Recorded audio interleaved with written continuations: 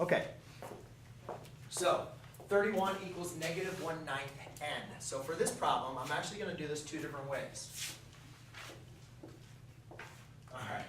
Now this is pretty funny. I was asking some students about fractions, and I got a lot of different answers. So maybe you guys might be able to help me out. I'm sorry? Wasn't it 1/6? Yeah, it was 1/6. So I'm going to solve this problem two different ways, and it really depends again on which way you like. All right. It's okay if you're wrong, because last class period I had like 10 wrong answers. But when I ask you to multiply fractions, do you know what you're supposed to do? It's okay if you're wrong. Just give me a Supposed to divide it by the reciprocal. When you divide fractions, you multiply by the reciprocal. So you're on the right path for dividing. Does anybody remember with multiplying? Cross multiply. When you have a proportion, a ratio equal to a ratio, you need to solve, you cross multiply. Very good. Multiply the numerator and the denominator. When you multiply fractions, you multiply the numerator times the numerator and the denominator times the denominator.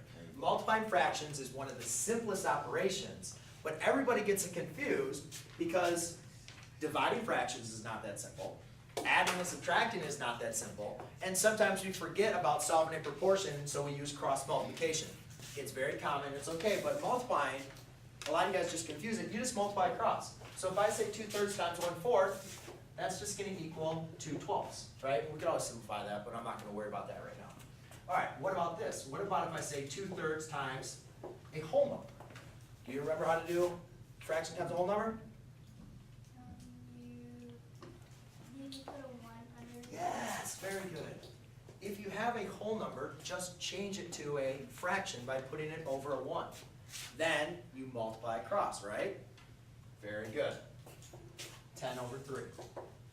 All right, so ladies and gentlemen, in this case, do I have a fraction multiplied by a whole number? Well, a whole variable, right? It's a variable, but it's a whole number. So therefore, what I could do is I can multiply this across. So I can change this to 31 equals a negative 1/6 times n over 1.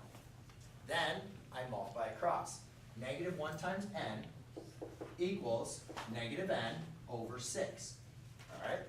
Now we need to go into our inverse operations. What is happening to my variable? It's either add, subtract, multiply, or divide. What is happening to this variable? What is happening? Is it adding or is it being added or subtracted by anything? Is it being multiplied or divided by something? No. So what else is happening to the very n? What is happening to this n? What operations can you say is happening to the n? It's being multiplied by what? I do, I ask a lot of questions. Here, you want some help? What is it being multiplied by? Or what is it being divided by? 6. It's being divided by 6, right? And fraction symbol 6 tells you it's being divided by 6. You could also say it's being multiplied by a negative 1 because there's that negative symbol. So what I need to do when we solve, ladies and gentlemen, we use inverse operations. We undo what's happening. So it's being divided. How do we undo division? Multiply. So let's multiply by 6. Now, I said it's being multiplied by negative 1 and being divided by 6. Well, being multiplied by negative 1 is something we can really easily undo. Because dividing by or multiplying by negative 1, we just need to multiply and divide by negative 1 again, and it becomes positive, right? Negative times a negative is positive? Yes? So I could multiply by 6 and then divide by negative 1 if I wanted to, but I kind of want to get that done at the same time. So I'm just going to multiply by negative 6 on both sides. So when I do that, well, what's 6 divided by 6?